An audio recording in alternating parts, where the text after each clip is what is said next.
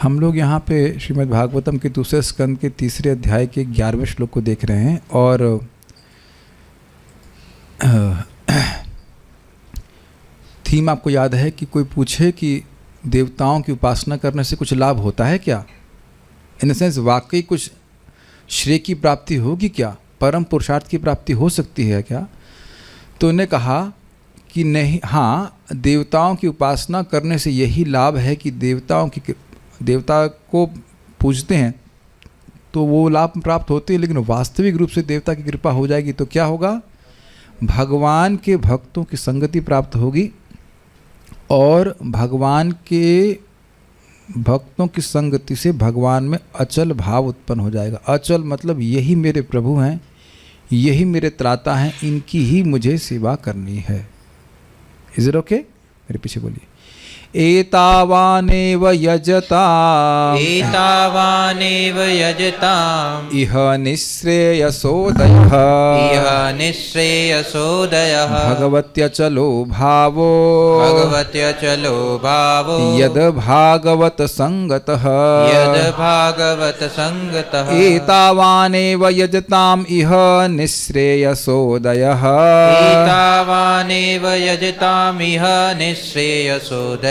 भगवती अचलो भावो यद भागवत संगतः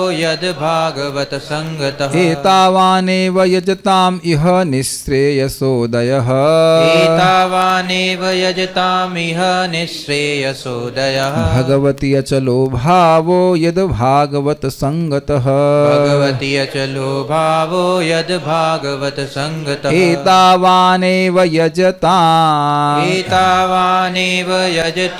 इह निःश्रेयसोदयः भगवती अचलो भावो यद भागवत संगतः एतावानेव यजताम् इह निःश्रेयसोदयः भगवती अचलो भावो यद भागवत संगतः एतावानेव यजताम् इह निःश्रेयसोदयः भगवती अचलो भावो यद भागवत संगतः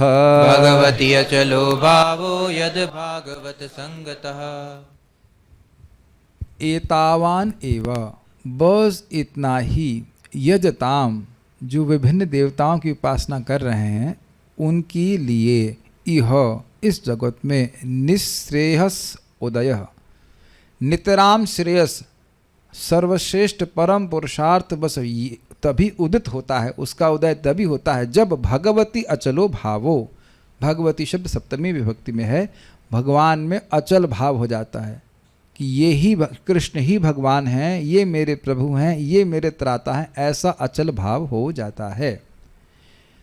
वो कैसे हो जाता है? क्या देवताओं की कृपा से हो जाता है? कहते हैं यद भागवत संगता, यदि उन्हें भक्तों की संगति प्राप्त हो जाए और भक्तों की संगति से उन्हें समझ में आ जाए कि परम पुरुषार्थ तो भगवान के चरण कमल ही हैं और वह प्राप्ति का साधन जो है वह भगवान की भक्ति है। कल आपने शिव जी की कहानी भी सुनी थी। एक बात समझ में आनी चाहिए कि ये भागवत संग का अर्थ क्या है, भक्तों का संग का अर्थ क्या है। संग 6 प्रकार से होता है और जिसके द्वारा गुणों का आदान प्रदान होता है। जिसका हम संग करते हैं उसका रंग आता है, समझते हैं ना। तो वह रंग कैसे आता है इस पे हम थोड़ा चर्चा कर लेते हैं, बहुत गंभीर बातें हैं, और उसके बाद हम लोग सारार्थ वर्षणी में प्रवेश करेंगे। बहुत ही महत्वपूर्ण है। देखिए 5 अंगा भक्ति है और उसमें से एक महत्वपूर्ण अंग है भक्ति का, वह है साधु संग, भक्तों का संग। यहाँ पे भी लिखा है भागवत संग और उसमें लिखा हुआ है कि दूरोह अद्भुत वीर्यस्मिन् श्रद्धा दूरेस्तु पंचके सद्ध्याम यत्र स्वल्पेपि संबंधो सद्ध्याम भाव जन्मने। ये भक्ति रसामृत सिंधु में श्लोक है कि देखिए ये जो 5 अंग भक्ति के हैं, कौन से?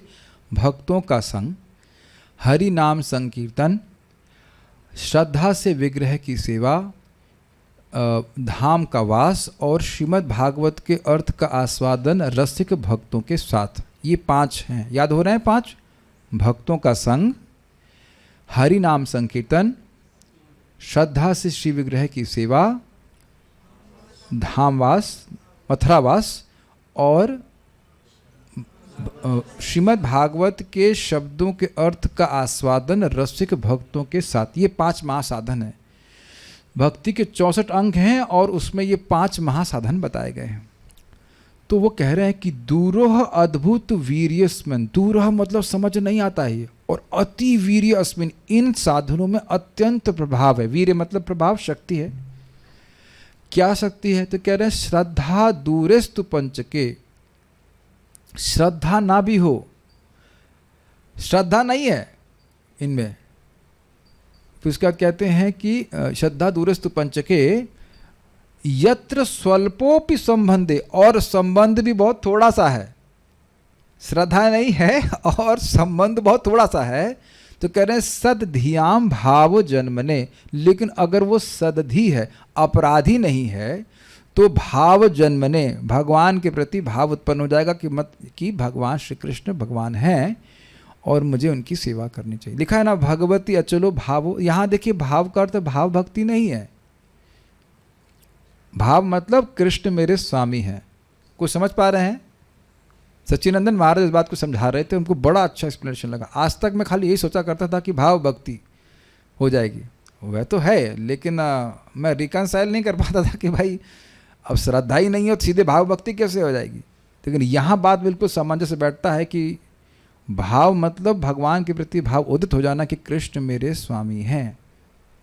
सही बात है, मुझे भगवान का भजन करना चाहिए, भगवान का ही भजन करना चाहिए। समझ पा रहे हैं श्लोक को? दूरोह अद्भुत वीर्यस्मिन श्रद्धा दूरेस्तु पंचके, इन 5 महासाधनों का प्रभाव बड़ा दुरूह, समझ नहीं आता है। इसलिए समझने का प्रयास भी मत कीजिए, समझ नहीं आता है।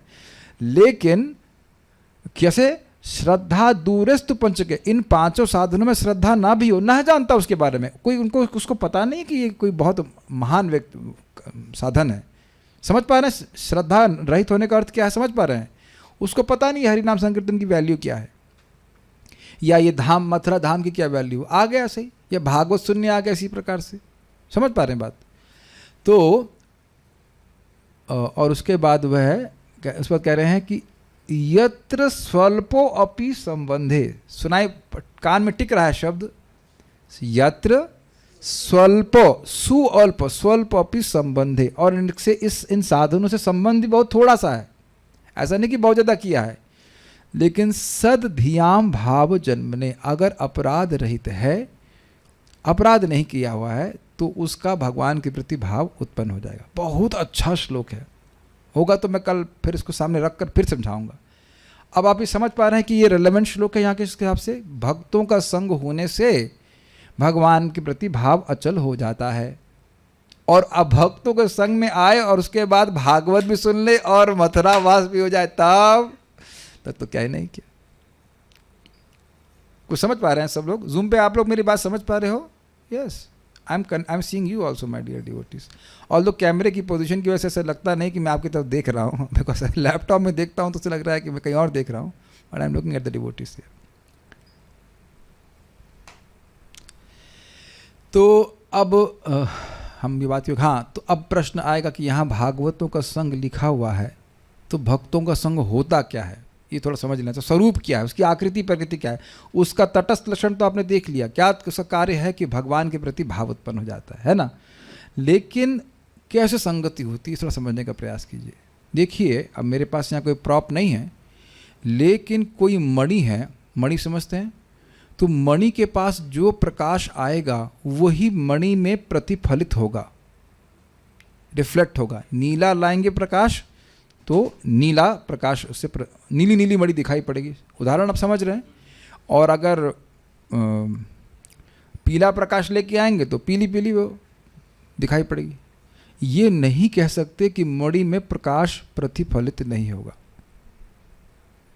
अगर प्रकाश का संपर्क हुआ तो मणि उसको प्रतिफलित करेगी, प्रतिफलित मतलब रिफ्लेक्ट करेगी। तो जिन लोगों का हम संगति करते हैं उनके गुण हमारे चित्त में आने लग जाते हैं।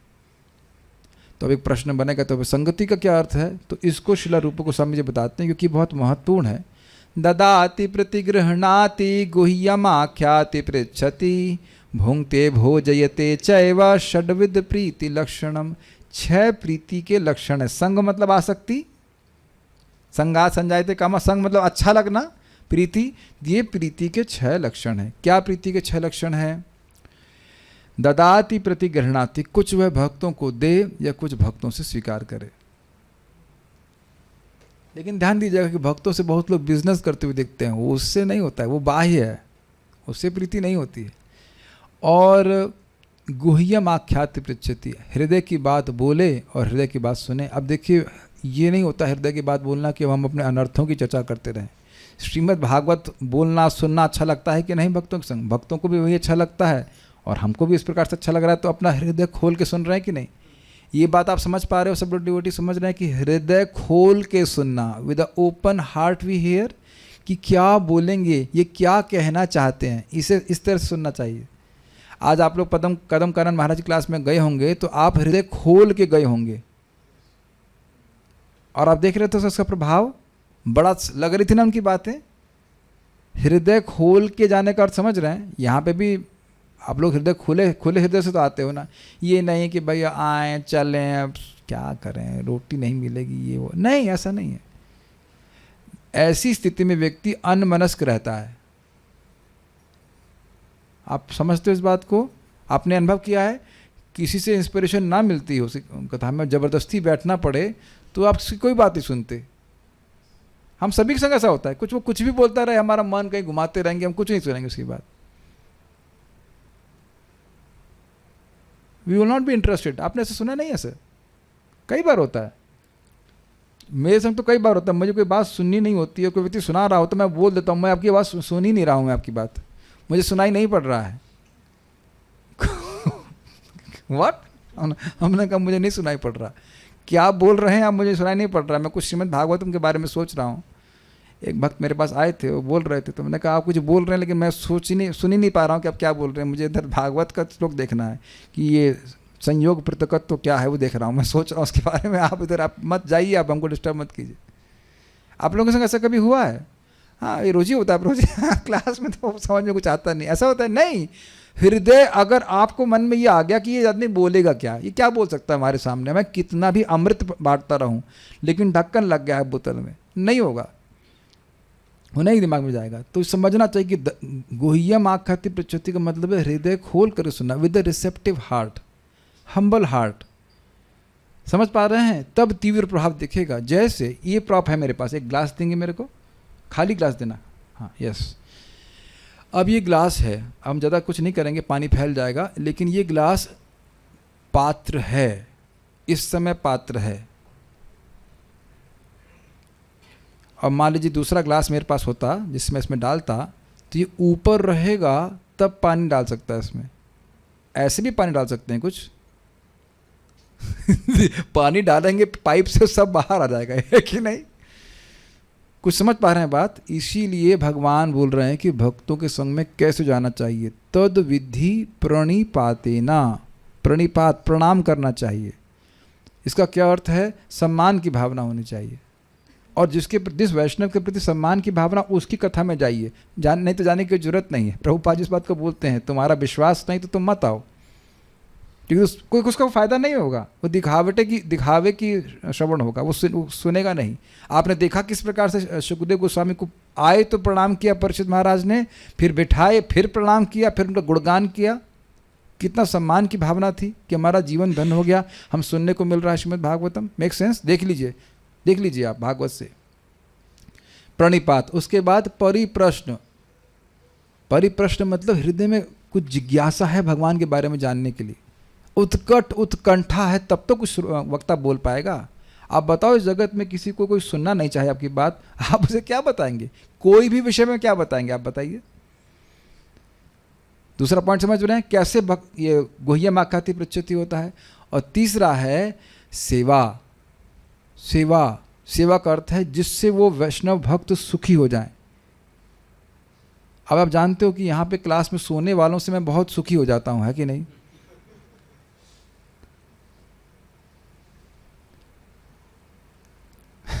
तो है कि नहीं? हमको बड़ा मतलब हृदय में आनंद आता है जो बस क्लास शुरू होने से पहले कोई व्यक्ति सो जाए, हमको बड़ा अच्छा लगता है कि नहीं। और मैं क्लास के बाद 50 हज़ार रुपये बांटने वाला हूँ, तभी तो आप आए ना यहाँ पे। या फिर एसी चलने के लिए आते हैं। अब सोना शुरू कर दे व्यक्ति, क्लास अभी शुरू नहीं हुई है, तो बताइए कितना सुख मिलेगा। परम पूज्य राधा गोविंद महाराज तो बोलते हैं नाम लिया जाएगा। एक व्यक्ति का नाम लिए, हम नाम नहीं बोल सकते, लेकिन बोले अरे भाई अभी इस क्लास शुरू तो होने दो, तुम तो शुरू होने से पहले ही सो गए। बताइए। तो ये तो दुर्गति है, ये सब अपराध बन जाता है, तब फिर कुछ नहीं होता। तो खैर हम क्या बात कर रहे थे? हाँ, ये सेवा करें, सेवा का स्वरूप समझना चाहिए। भक्त लोग भगवान के बारे में बोलते हैं, उनको सुख मिलता है, तो अपने कानों के द्वारा सेवा करनी चाहिए। Does that make sense? हृदय तो खोला ही, अपने कान भी खोले, तब नेक्स्ट लाइन क्या है इसकी? उपदेक्षन्ति ते ज्ञानम ज्ञानिनस तत्व दर्शना, क्योंकि वह तत्व का दर्शन कर रहे हैं, वो रियलाइजेशन है, उनको अनुभव है, वह बता पाएंगे। तब वो केवल मन से नहीं बोल रहे हैं, केवल शब्द नहीं बोल रहे हैं। तो आप समझ पाए भक्तों का संग कैसे होगा? इसके बिना तो भक्तों की संगति वाकई होती नहीं। रियल संगति है श्रवण कीर्तन। समझ में आया बात? और उसके बाद भोंगते भोजते चैवा, साथ में प्रसाद लेना, प्रसाद देना। लेकिन आप जान रहे हैं कि जब जिससे कुछ श्रवण कीर्तन साथ में करते नहीं, कितना हो खा लीजिए, साथ में कोई प्रेम नहीं होता। आप लोगों ने तो कई बार यहाँ ग्वालों के संग प्रसाद लिया ही होगा, बड़ा प्रेम करते ना ग्वालों से आप। कृष्ण हॉल में तो आप बहुत सारे भक्तों के संग प्रसाद पाए होंगे, सबसे प्रेम कर रहे हैं ना। किनको देख करके चेहरे पर प्रफुल्लता होती है बताइए? जिनसे गुह्यम आख्याति प्रच्छति होता है, उन्हीं को देखकर वास्तविक हृदय में सुख होता है। गलत सही अब बताओ? जिनसे वाकई प्रेम कुछ बातचीत कृष्ण के बारे में होती, उनको देख करके सुखी होता है। या मान लो आपसे बात ना हो, लेकिन अब जैसे मान लीजिए सच्चिदानंद महाराज का प्रवचन मैंने सुना, तो ऐसे फिजिकल तो कहीं बहुत कम मिलते हैं महाराज, लेकिन सुन करके प्रसन्नता नहीं होती। बताइए, परसों आप लोग परम पूज्य राधा गोविंद महाराज को सुबह देखे थे ना मंगल आरती में, आज भी महाराज आए होंगे, आज मैं नहीं पहुंच पाया था। तो कितनी प्रसन्नता होती कि महाराज से कथा सुने रहते हैं, है कि नहीं? अब जो नहीं सुना है वो तो बस ऐसे प्रणाम करके चल देगा, खत्म हो गई बात। ये समझिए, परम पूज्य वैष्णव महाराज समझाए थे, बड़ा सुंदर बात समझाए थे कि जब तक गुह्यम आख्याति प्रच्छति नहीं है, कोई प्रेम नहीं होगा। बाकी कुछ भी करते रहो, कोई प्रेम नहीं है। और अब ये देख रहे हैं कि जब प्रहलाद महाराज माँ के गर्भ में थे, तो जरा बताइए कि भाई क्या दे दिए थे नारद जी को? नारद जी क्या दे देंगे उनको? और नारद जी क्या खिला देंगे? जरा बताइए, माँ के गर्भ में क्या खिला सकते हैं? लेकिन गर्भ के अंदर भी प्रहलाद महाराज का श्रवण की उत्सुकता थी, और नारद जी अपना शिष्य मान करके कृपा किए। गर्भ के अंदर व्यक्ति भागवत सुन सकता है, बताइए? तो आग्रह होना चाहिए।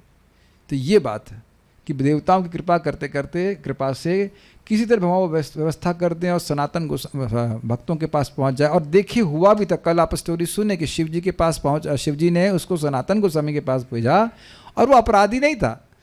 वो सोच रहा था, अब देख रहे हैं, धाम में आया, सनातन गोस्वामी के पास में आया, क्या वो अपराध किया? अपराध कुछ नहीं किया। उसने कहा मुझे सबसे अच्छी वस्तु दे दीजिए, और 12 मणि दे दी सनातन गोस्वामी। उसकी कोई भक्ति में श्रद्धा नहीं थी, भक्ति के प्रति कोई आदर बुद्धि थी क्या? नहीं। हाँ, ये माना कि सनातन गोस्वामी जी कोई महान संत है, हमें कुछ दे सकते हैं। लेकिन कुछ प्रभाव आए कि नहीं? और क्या प्रभाव था? सद्बुद्धि आ गई कि ये पारस मणि अगर सबसे अच्छी चीज़ है, तो सनातन गोस्वामी उसे कचड़े में क्यों फेंके हुए हैं? कुछ अंतर देख रहे हैं कि बुद्धि आई थी? देखा ना? तो ये है हिसाब किताब। और उसके बाद उसने फिर उस पारस मणि को त्याग करके हरे कृष्ण मंत्र का आश्रय लिया। तो ऐसा हो सकता है कि वो लोग हजारों, मतलब बहुत समय तक वैष्णवों का संग कर रहे हों, लेकिन परिवर्तन नहीं आ रहा है। तो कारण क्या है? ये 6 आदान प्रदान उन्होंने करना सीखा नहीं। अपने गुरु महाराज के पास भी रहते हुए व्यक्ति ऐसा कर सकता है, उसे पता ही नहीं गुरु जी क्या बोल रहे हैं।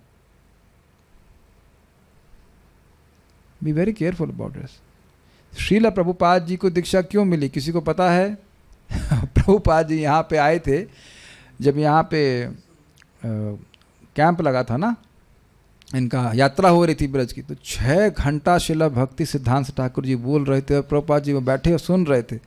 और प्रभुपाद जी ने कहा, हम ऐसा नहीं था, हमको समझ में आ रहा था, लेकिन हम सोच रहे थे कि जरा सुन दे तो सही क्या बोल रहे हैं। और ये श्रील भक्ति सिद्धांत ठाकुर जी के स्टेटमेंट है clear, any one who is interested in Krishna कथा इज आवर बेस्ट फ्रेंड। एक व्यक्ति हमको बोले, हमने कहा आप आते नहीं क्लास में, क्या बात है, क्या हो गया, पहले तो आप आते थे। वो फिर बोले हाँ मैं आ रहा हूँ, मैं आऊँगा, आ रहा हूँ, वो दूसरा व्यक्ति मुझे बोल रहा है इसलिए मैं आऊँगा। मैंने कहा अब मत आइए, अब मत आइए, आप संबंध समाप्त हो गया।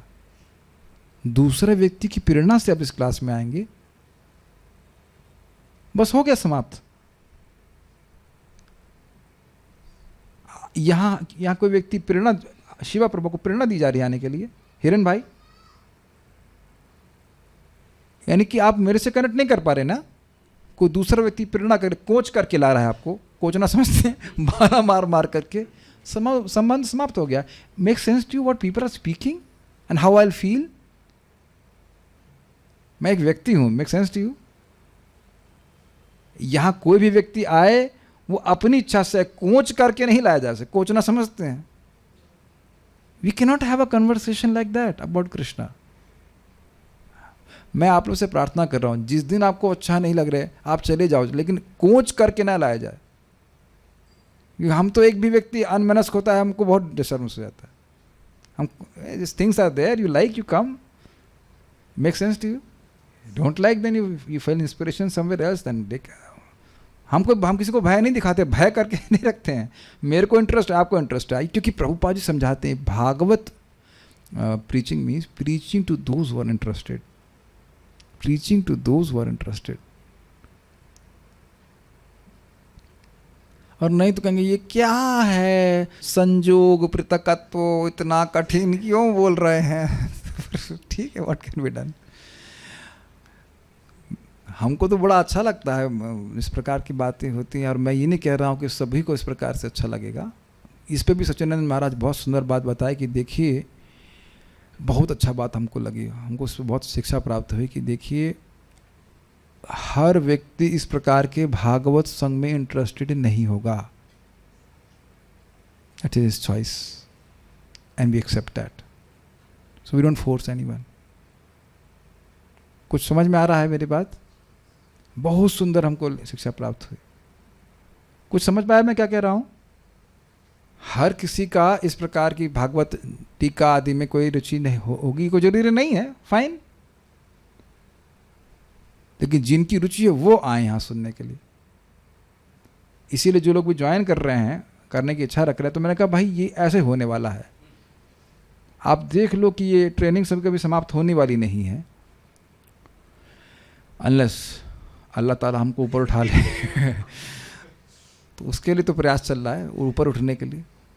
तो आप देख लीजिए कि क्या है, नहीं तो बाद में लोग परेशान हो जाते हैं कि टॉर्चर, प्योर डिवोशनल टॉर्चर हो रहा है।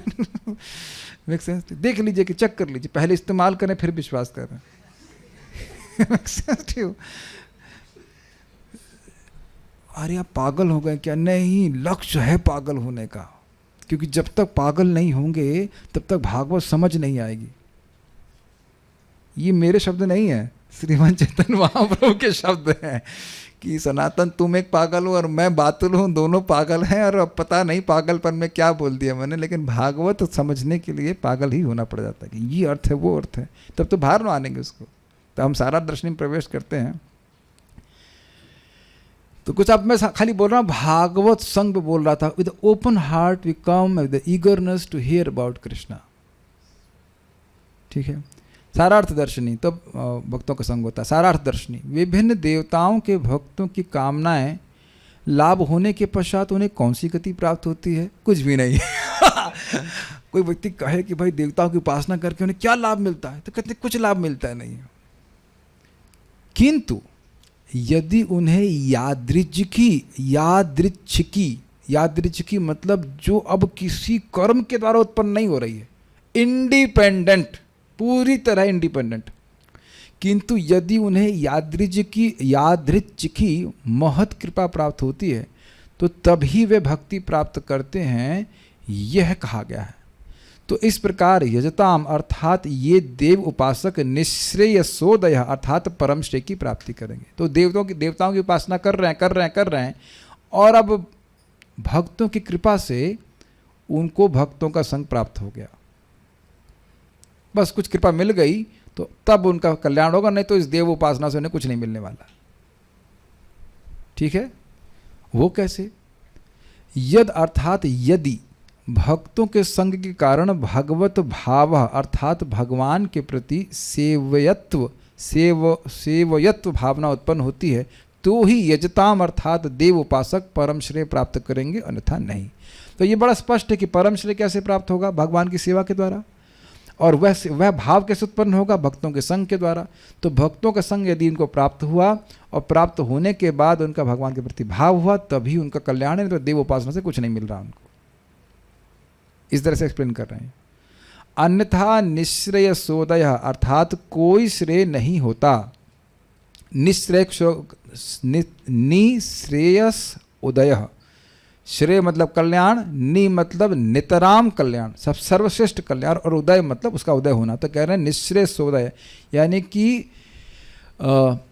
परम कल्याण का उदय नहीं होता, अर्थात कोई श्रेय नहीं होता, क्योंकि उन देवताओं में भी परम श्रेय का अभाव है। यह भाव है। कुछ समझ में आया आपको? देवताओं के पास भगवान की भक्ति देने का, शुद्ध भक्ति में लाने का सामर्थ्य नहीं है। होता तो वो दे देते ना। तो कह रहे हैं वह तो शुद्ध भक्तों की संगति के द्वारा ही प्राप्त होता है। और ये देखा भी जा रहा है कि लोग देवता की पूजा कर रहे हैं, शुद्ध भक्ति प्राप्त नहीं हो रही। हाँ, देवता प्रसन्न हो जाए तो भक्तों के पास भेजेगा तब। लेकिन ये नहीं सुनना पड़ेगा आप लोगों को, ये नहीं सोचिएगा कि देवताओं की कृपा भक्तों की कृपा का कारण है। ये नहीं बोला जा रहा है। जैसे मान लीजिए कि कहें कि भाई बेटा जाओ उस स्कूल में जाके पढ़ लो, तो अब वो ये ठीक है, बता दिया गया है कि आप जाके पढ़ लो, लेकिन अब ऐसा नहीं है कि वो वहाँ का जो टीचर है वो एडमिट करने के लिए बाध्य हो गया है। जैसे ध्रुव महाराज की माँ ने बेटा कहा जाओ तुम जंगल में जाओ, वहाँ भगवान विष्णु मिलते हो। अच्छी बात बताई, उन्हें एक एग्जाम्पल दिया, तो वह तो खैर गुरु हो गई सीधे, लेकिन वो उनका कंट्रोल नहीं था कि ये नारद जी को लेके आ जाएंगे। शिव जी सनातन गोस्वामी के पास भेज दिए, ठीक है, लेकिन अब सनातन गोस्वामी कैसे रिएक्ट करेंगे उस पर कंट्रोल नहीं है, वो कंट्रोल नहीं कर रहे हैं। देखिए, भक्तों का दर्शन हो जाना ही बहुत बड़ी कृपा है,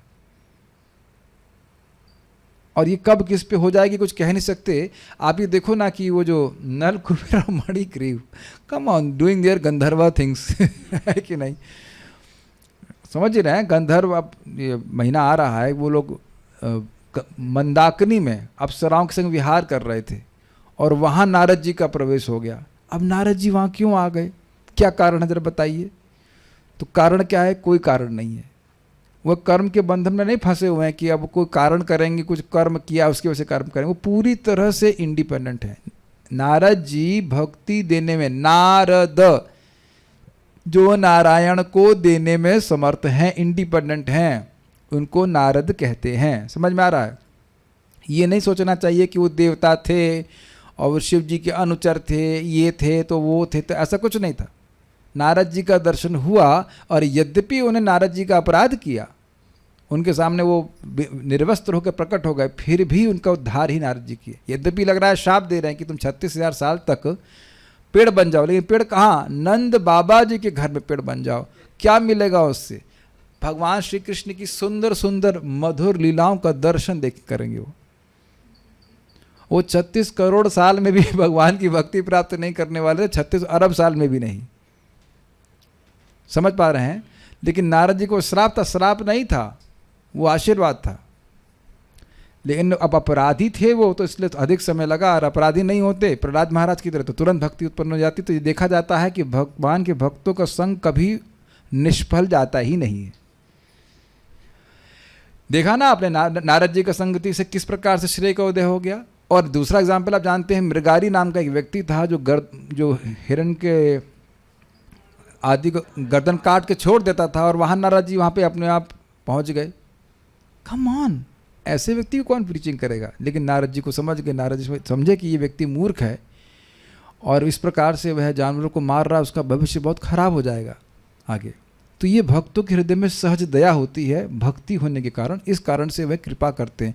कर्म नहीं है, उस व्यक्ति का कर्म नहीं है भगवान के भक्तों की कृपा को प्राप्त करना। भगवान के भक्त के हृदय में जो भक्ति है उसके कारण वह प्रचार करता है, इस कारण से दूसरों पर कृपा करता है। Doesn't make sense?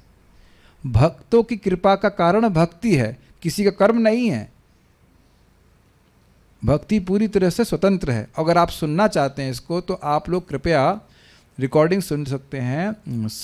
सवय पुंसाम परो धर्मो यतो भक्ति रधोक्षजे अहेतु की प्रतिहता येनात्मा सुप्रसिद्धि, उसमें शारार्थ दर्शनी की टीका की चर्चा हम लोग कर चुके हैं, आप उसको पढ़ लेना। 1.2.6 प्रथम स्कंद दूसरा अध्याय 6वां श्लोक है, उसको पढ़िएगा तो समझ में आएगा, पढ़िएगा, सुन सकते हैं। तो भक्तों का संगति प्राप्त हो जाए और भक्तों की संगति से उसका अचल भाव हो जाए। अब एक और बात सोचनी चाहिए कि भक्तों की कृपा का स्वरूप क्या है। वो देखते हैं कि ये व्यक्ति फालतू की कर्म में पड़ा हुआ है, काश ये भगवान का भक्त हो जाता। तो पहला तो कृपा यही हो जाती है कि हृदय में आ जाए उनके कि वह भगवान का भक्त बन जाए और भगवान उस इच्छा को पूर्ण करते हैं। इधर उसका कोई भाव नहीं है, ध्यान दीजिएगा कि वो भक्तों का संग करने आ रहा है, उसका भगवान के प्रति कोई भाव नहीं है। भाव उदित हो गया। उदित कैसे हुआ? वो तो जब चाह ही नहीं रहा है तो उसकी तो कोई चाहत का मतलब ही नहीं है।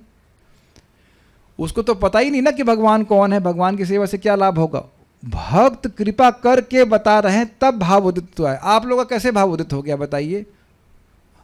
प्रभु जी हम तो पैदा होते ही जन्मादि से श्लोक गाना चालू कर दिए थे, है ना? Come on, we were enjoying life like anything before we met ISKCON devotees. They disturbed us. नहीं है कि नहीं? किसका भाव है भगवान के प्रति? कुछ नहीं रहता है।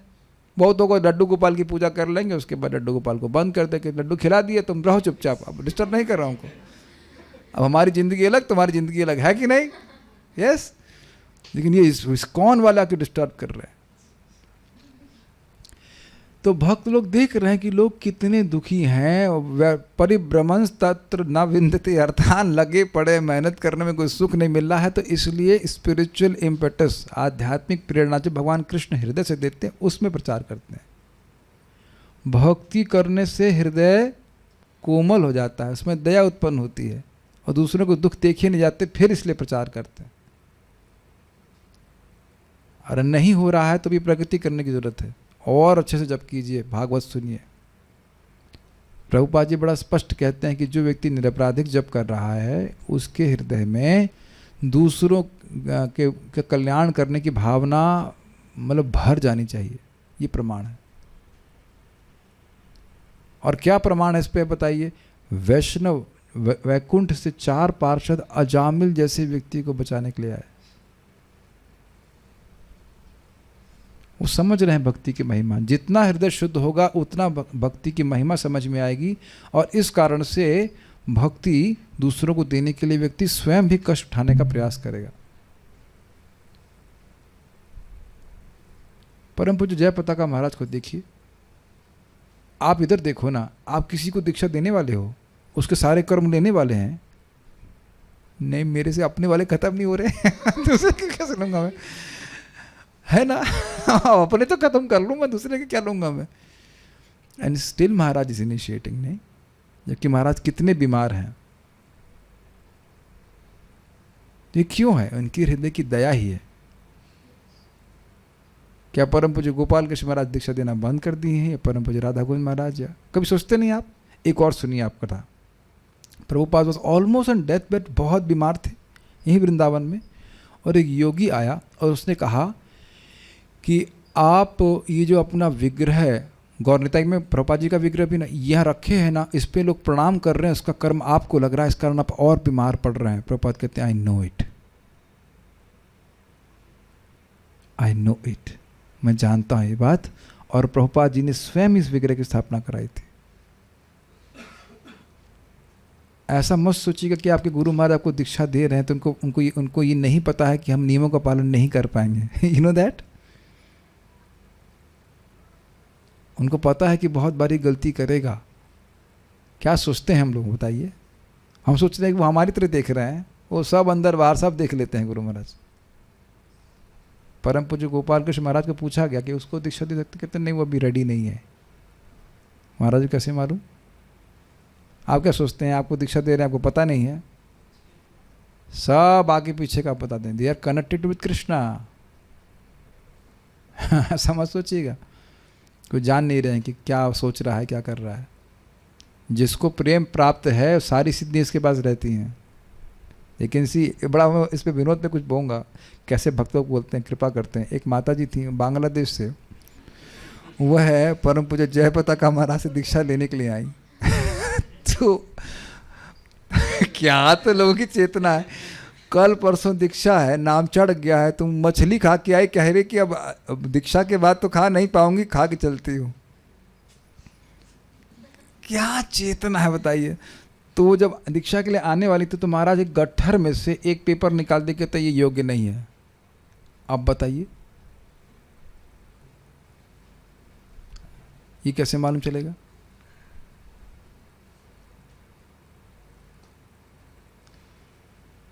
एक बार परम पूज्य जयप्रताप महाराज को प्रसाद नहीं दिया गया था। कोई व्यक्ति टेस्ट करने के लिए भोग लेके आ दिया। महाराज कहते हैं मैं नहीं खाऊंगा, ये प्रसाद नहीं है।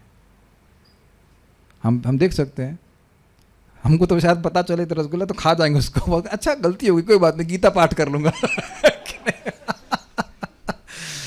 They are not ordinary people. They have actual vision. They can see what is prasad and what is not prasad. Tanish प्रभु बता रहे थे कि उनके शिक्षा गुरु खाली जीभ पे प्रसाद रखते थे। कहते कि आज तुम गुस्सा हो क्या? He is so sensitive. आज गुस्से में बनाया क्या प्रसाद? केवल जीभ पे रख करके। हम तो सब ग्रॉस है तो हम समझ नहीं पाते इस बातों को। क्वाइट अमेजिंग नहीं? कह रहे हम बात सब क्यों कर रहे थे पता? उनको पता है कि ये बद्ध जीव नियम पालन नहीं करना चाहता, तभी तो बद्ध है। तभी तो बद्ध है। इसकी बद्धता यही है कि ये कुछ किसी की सुनना नहीं चाहता। सुनाई पड़ रहा अपने गुण? हम किसी की सुनना नहीं चाहते, हम अपने हिसाब से करना चाहते हैं जो कुछ करना चाहते हैं, अपना कल्याण हम जानते हैं। ये बीमारी है फिर भी, और ये बोल रहा है हाँ मैं 4 नियमों का पालन करूंगा, हाँ मैं 16 माला करूंगा, ये नालायक नहीं करेगा, फिर भी दिया जा रही कृपा। तो ये कोई देवताओं के आशीर्वाद से नहीं होता है, ये वैष्णव की कृपा से होता है। Does it make sense? ये बात है। तो क्या है, इसलिए कह रहे हैं कि ये जो आप थोड़ा ऐसा देखिए, निश्चय क्या है? भगवती अचल भाव, भगवान ही मेरे प्रभु हैं, भगवान ही मेरे त्राता हैं, ये एकदम स्थिर हो जाए, यही जीव का नितराम श्रेय है। समझ में आया? और ये शक्ति देने, ये भाव देने की शक्ति देवता में नहीं है, ये बात बोल रहा है। इसलिए कह रहे हैं क्योंकि उन देवताओं में भी परम श्रेय का भाव है। होता तो दे नहीं देते। आप समझ पा रहे हैं बात? हमारी सारी बातें बोलने का क्या प्रयोजन था? कोई इच्छा नहीं है उसकी, कोई भाव नहीं है भगवान के प्रति, फिर भी भक्त अपनी कृपा से दे रहे हैं उस पर।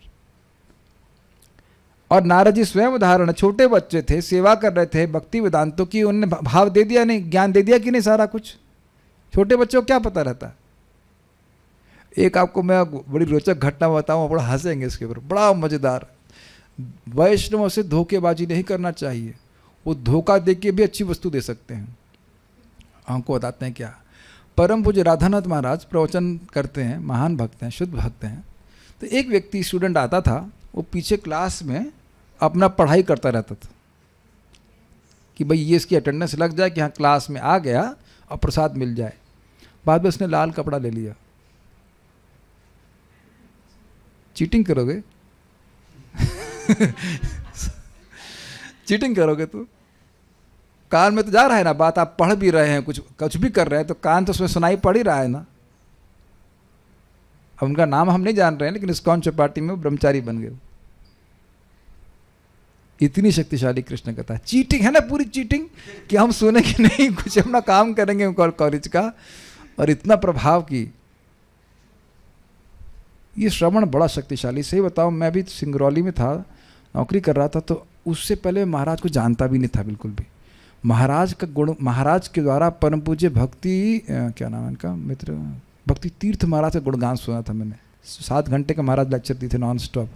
वो सुन करके मेरे एकदम मतलब फायर सी बिल्कुल बन गई कि नहीं, ज्वाइन करना है like that. It's so powerful. Recordings are very powerful, don't underestimate that. Recordings are so powerful. उन वैष्णव का हम संग करते हैं जिनकी हम रिकॉर्डिंग सुनते हैं। So we should hear Srila Prabhupada lecture, महान भक्तों की, जिनसे भी आपको प्रेरणा मिलती सुनना चाहिए। इससे हम लोग श्रील विश्वनाथ चक्रवर्ती ठाकुर सुन रहे हैं, सुखदेव गोस्वामी सुन रहे हैं। देवताओं के पास ये परम श्रेय का भाव है।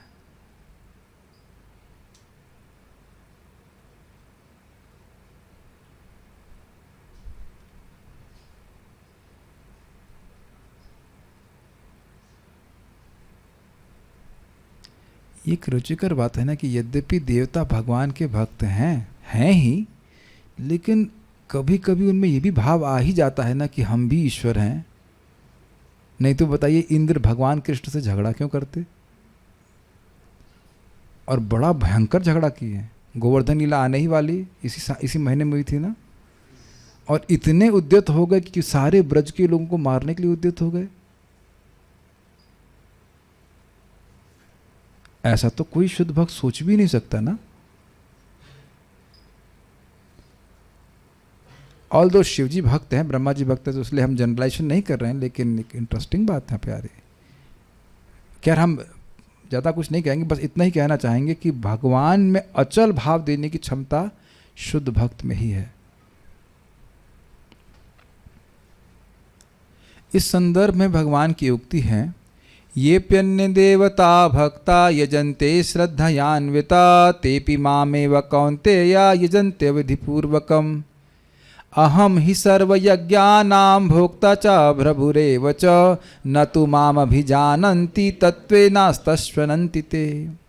हे कुंती पुत्र, जो लोग अन्य देवताओं के भक्त हैं और उनकी श्रद्धा पूर्वक पूजा करते हैं, वास्तव में वे भी मेरी ही पूजा करते हैं, किंतु वे यह त्रुटिपूर्ण ढंग से करते हैं क्योंकि वो सोच रहे हैं कि भगवान के अलावा कोई ईश्वर है।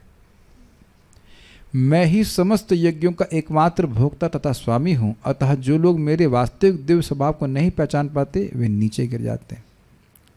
भगवद गीता 9.23-24 शुक्ल देखिए, ये भी अन्य देवता भक्ता, जो लोग अन्य देवताओं के भक्त होते हैं, यजन्ते श्रद्धयान्विता, बड़ी श्रद्धा से श्रद्धान्वित होकर के, श्रद्धा से युक्त होकर के वह यजन करते हैं, तेपि मामेव कौन्तेय, वह भी मेरी ही पूजा करते हैं, परंतु यजन्ति अविधि पूर्वकम, वह विधि नहीं है। जैसे अब मान लीजिए कि शुभजीत प्रभु मुझको ये ग्लास पानी का दे रहे हैं, तो दे रहे हैं हाथ में और कहें कि मैं अब इनके हाथ को दे रहा हूँ, मुंह तक नहीं जाना चाहिए ग्लास, तो ये मूर्खता हुई कि नहीं? आप हाथ में भले ही दे रहे हैं, लेकिन आप जानते हो कि ये मुंह में जाएगा और फिर पेट में नहीं जाने देना, पेट में जाने नहीं देना। क्या यह हाथ का अस्तित्व पेट से अलग है? समझ में आ गया? लेकिन अगर ये माने कोई व्यक्ति सोच रहा है कि हम देवता को दे रहे हैं और देवता भगवान का अंग है और भगवान के पास जाएगा तो ये ठीक है, और सबसे तो अच्छा सीधे भगवान को दे दिया जाए, क्या दिक्कत है? तो कह रहे हैं फिर क्या गलत विधि करे? अहम ही सर्व यज्ञानाम, मैं ही सभी यज्ञों का भोक्ता चा प्रभुरेवचा, भोक्ता हूँ, उनके द्वारा मुझे ही संतुष्ट किया जाना चाहिए, और प्रभु हूँ, उस यज्ञ का फल देने वाला भी मैं ही हूँ। जबकि देखिए अन्य लोग देवताओं की उपासना करते हुए क्या सोचते हैं, इसके लिए मैं चंद्रमा के पास जा रहा हूँ, काम कामम सोमम यजेत था ना, कि कामनाओं की पूर्ति के लिए कामिच्छु है तो उसे चंद्रमा के पास जाना चाहिए, तो क्या सोचेगा, चंद्रमा दे रहा है, जबकि वो नहीं समझ पा रहे हैं कि भगवान दे रहे हैं। और ये थोड़ा समझने का प्रयास कीजिए कि वो दे कैसे रहे हैं।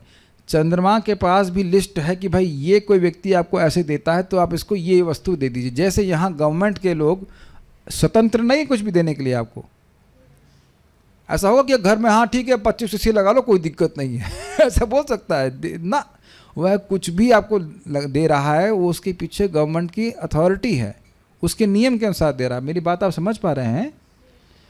आप लोगों को मान लो 5 किलोवाट का कनेक्शन लेना हो, हम लोग को लेना होता है तो हम गवर्नमेंट वाले ऑफिसर के पास जाते हैं और उसके बाद वो है उसको सैंक्शन करते हैं, नियम के अनुसार देते हैं। जैसे भी हमारे सर्वेश द्विवेदी प्रभु हैं, वो बैंक के मैनेजर हैं, यहाँ दिख रहे हैं क्या? हाँ दिख रहे हैं। तो आपके पास बहुत से लोग लोन लेने आते हैं कि नहीं द्विवेदी जी? आते हैं। तो हाँ ठीक है 5 लाख, हाँ ले लो भाई ऐसा नहीं होता है ना, वो एक नियम के अनुसार 5 लाख देते हैं। और जो आता है वो सोच रहा है कि बैंक मैनेजर दे रहा है। बैंक मैनेजर अपने से नहीं दे रहा है, बैंक मैनेजर के नियम के अनुसार दे रहा है। समझ पाते हैं? ये नियम होंगे, ये पालन करोगे तो मैं इतना तुम्हें दे दूंगा। वो दान करने बेसिकली वो दान नहीं कर रहा है, आपने पूजा करी है, इसके कार्य किए तो उसके हिसाब से आपको देवता दे रहे हैं। तो इसीलिए भगवान कहते हैं मय्येव विहितान हितान, जो मेरे द्वारा विहित है वह उतना ही वो देवता दे रहा है। लेकिन सोच रहा क्या व्यक्ति, चंद्रमा दे रहा है, इंद्र दे रहा है, ये दे रहा है, वो दे रहा है, जबकि देने वाले केवल भगवान है। लेकिन ये समझते नहीं। कितने लोग इस बात को समझते हैं? कुछ नहीं समझता कोई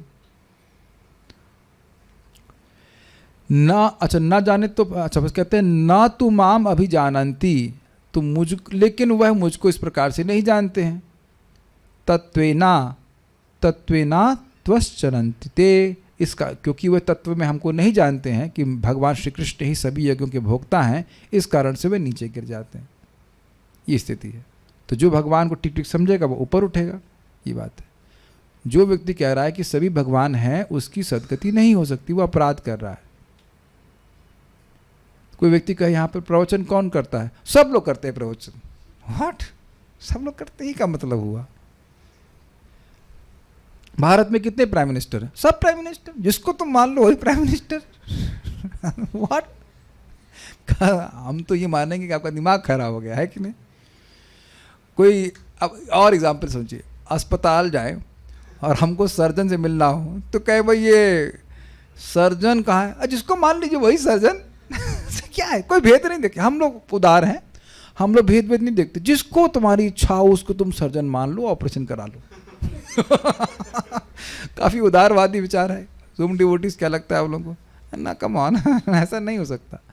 लेकिन यहाँ जब इस प्रकार की बात बोल जाती तो बड़े आसानी से लोग स्वीकार करते हैं, ये है साधु, उदार विचार है इनका। यथामत तथा पथ, जो तुम्हारा इच्छा हो वही पथ हो जाएगा, सारे रास्ते वहीं जाते हैं। तो कहा जाते हैं, भगवान बोल रहे हैं नीचे गिरते हैं। जो इस प्रकार से मान रहे हैं कि सभी देवता बराबर है भगवान के, वो नीचे गिरने वाले रास्ते पे जाते हैं, डाउनवर्ड। डाउनवर्ड का मतलब आप समझ ही सकते हैं, पशु यानी या कहीं पे भी डाउनवर्ड जा सकते। ठीक है, ले तत्व में समझना चाहिए। देवताओं का यजन भगवान के प्रति भाव का कारण नहीं ही है, अतः भक्तों का संग ही एकमात्र उपाय है। किंतु जैसा कि पूर्व प्रतिपादित है, वह भक्त संग यादृच्छी ही है। ये थोड़ा समझना चाहिए। देवताओं के पूजन से भगवान में भाव नहीं होता है, भक्तों के संग से होता है। तब मुंह लटकाएगा व्यक्ति, तो हम फिर हमें कैसे मिलेगा, हम तो देवताओं की ही पूजा कर रहे हैं। नहीं मिल जाएगा, क्योंकि भक्तों की कृपा यादृच्छिकी है, आपके कर्म पे निर्भर नहीं करती। आप कर्म किए हैं कि नहीं किए उससे कोई मतलब नहीं। अब ये मृगारी की कहानी सुन ही लेते हैं, फिर समझ में आ जाएगा। मृगारी नाम का एक व्यक्ति था, वो बड़ा ही क्रूर था, शिकारी था, और वो जानवरों को आधा मार करके छोड़ देता था, और जब वो तड़पड़ाते थे तो उसको बड़ा अच्छा लगता था।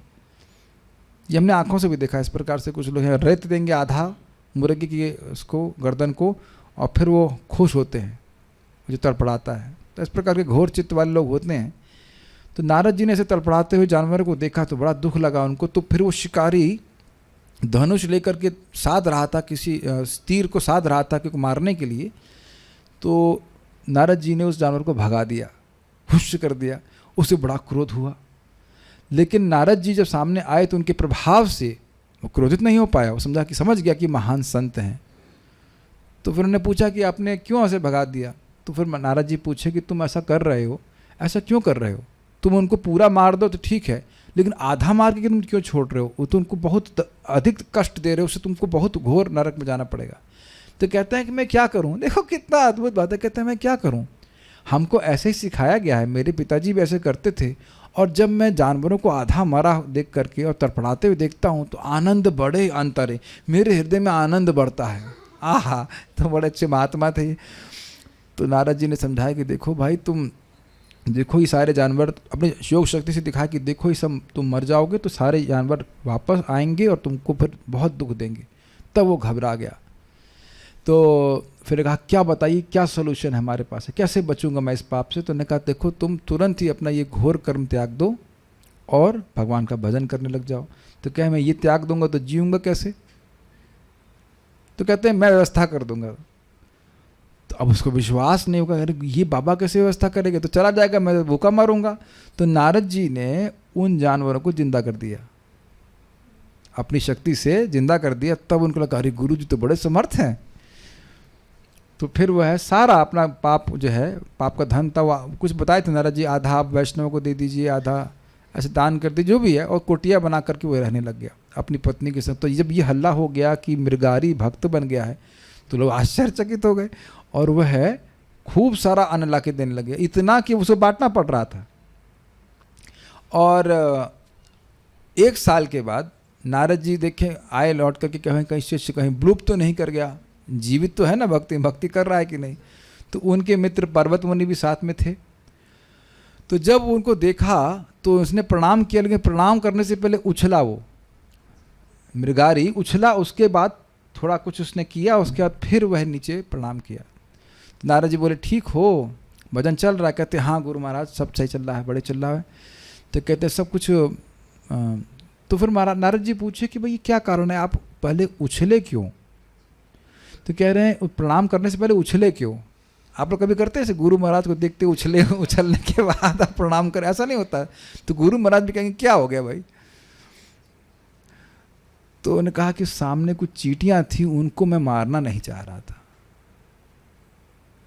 तब पर्वत मुनि नारद जी कहेंगे नारद जी आप पारस मणि हैं, समझ रहे ना? पारस मणि, पारस मणि ये भेद नहीं करती है कि लोहा कहाँ का है। एक लोहा पूजा में राखत, एक घर भदिक पड़ो। सुना है आपने ये भजन? एक लोहा पूजा में रखा हुआ है और एक लोहा बधिक के यहाँ पड़ा हुआ है। एग्जैक्ट ये है ना, जो जिससे पुरुष कसाई काट रहा है पशुओं को। ये दुविधा पारस नहीं जानत, कंचन करत खरऊ। ये दुविधा नहीं जान रहा है पारस मणि कि ये तो खराब लोहा है, ये अच्छा लोहा है। वो जिसका भी स्पर्श करता है उसको शुद्ध सोने में परिवर्तित कर देता है। तो इसी तरह से नारद जी के संग से ये अचल भाव भगवान में उत्पन्न हो गया। ये देखा आपने इस कथा के द्वारा। तो अब आप ये बताइए कि क्या योग्यता थी? कोई योग्यता नहीं थी, कोई योग्यता नहीं है।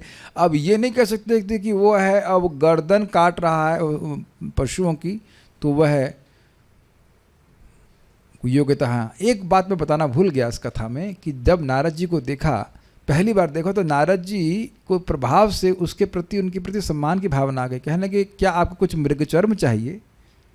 ये भी बड़ी अद्भुत बात है, क्या आपको कुछ मृगचर्म चाहिए? कहते नहीं हमको मृगचर्म नहीं चाहिए। उसके बाद नारद जी शुरू करते हैं कि तुम ऐसा पाप क्यों कर रहे हो।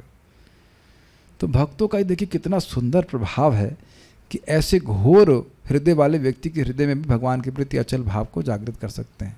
तो ये समझ पा रहे हैं, एकदम इंडिपेंडेंट भक्त तो संग से व्यक्ति पापी हो, पुण्यात्मा हो, चाहे कुछ भी हो, उसके हृदय में भगवान के प्रति अचल भाव आ जाता है। एक कथा हम और सुनाएंगे आज, उसके बाद बाकी टीका में नहीं जा रहे।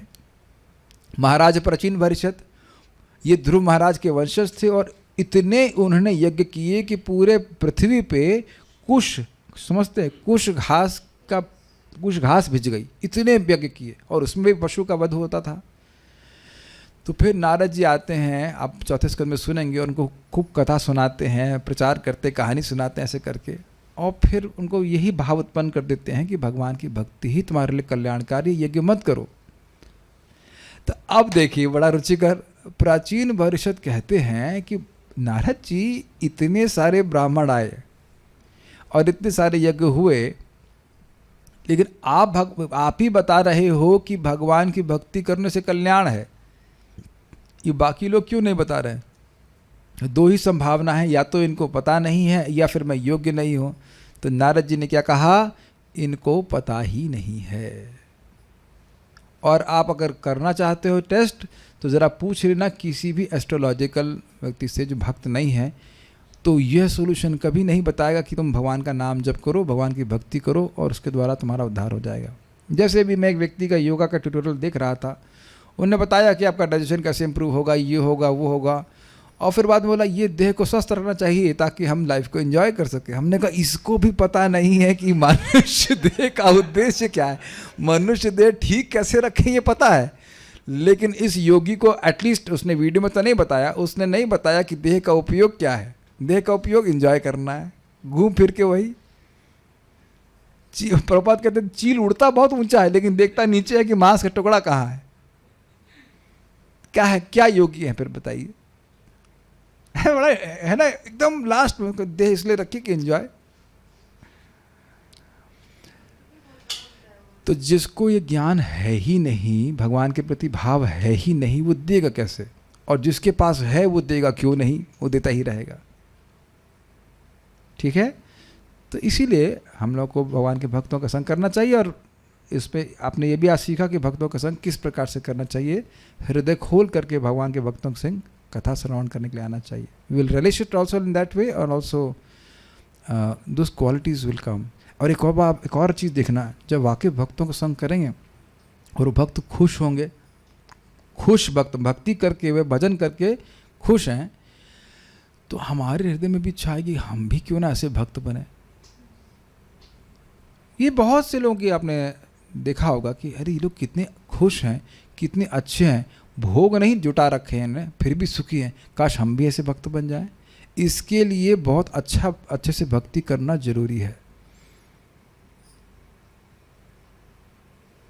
आज इस पे कदम कायनानंद महाराज कुछ बात बहुत अच्छी बोले थे, मैं एकदम भूल गया कि हम भक्ति में खुद नरिश हों तब हम दूसरों की हेल्प कर पाएंगे। लेकिन उन्होंने रखा बहुत अच्छी तरह से, तब मैं एकदम भूल गया। अभी मैं डायरी में देखनी पड़ी, मैं डायरी लेके नहीं आया। बहुत अच्छा बात महाराज बोले थे, कल बताऊंगा। चलो, महाराज कुछ इसको बोल रहे थे कि जब हम स्वयं अच्छे से भक्ति करते हैं तभी हम दूसरों की मदद कर पाएंगे, बट अभी मुझे याद बिल्कुल नहीं आ रहा। एनीवेज, तो हमने इस प्रकार से कुछ बातें सीखी हैं, उसको हम अप्लाई करने का प्रयास करें। एंड व्हाट एल्स, एक लास्ट बात मैं और बोलूँगा जो मैं पहले बोल चुका हूँ, फिर रिपीट करूँगा। यही भागवत संगत की बात हो रही है। भक्तों के हमें संग में कैसे रहना चाहिए। श्रेष्ठ कोई भक्त मिले तो हमें क्या होना चाहिए, प्रसन्न होना चाहिए कि हाँ ये वो कितना अच्छा कार्य कर पा रहे हैं, ये भगवान का आशीर्वाद इनके ऊपर है। तो इससे हम द्वेष से मुक्त हुए, खुश हुए। साथ वाला कोई व्यक्ति है तो क्या करना चाहिए, मैत्री करनी चाहिए, होड़ नहीं करनी चाहिए कि मैं तुमसे श्रेष्ठ हूँ। और जो हमसे कुछ भक्ति में कम हैं, अगर वो हमको मिलें तो उनको दबाना नहीं चाहिए, उनको भगवान के बारे में बताने का प्रयास करना चाहिए, उनको उठाने का प्रयास करना चाहिए। और जो द्वेष कर रहा है उसकी उपेक्षा करनी चाहिए। इस प्रकार से भक्तों के संग में व्यक्ति को रहना चाहिए, तो उसका भगवान में अचल भाव बढ़ता चला जाएगा। वो कभी अभिभूत नहीं होगा तापों के द्वारा। इस चीज़ें बार बार सुनने के लिए नहीं, ये बातें अप्लाई करने के लिए। सुनने के बाद इसे अप्लाई किया जाए तो important. Okay, stop here now. Shrimad Bhagavatam की जय, श्रील प्रभुपाद की जय, निताई गौर प्रेमानंदे।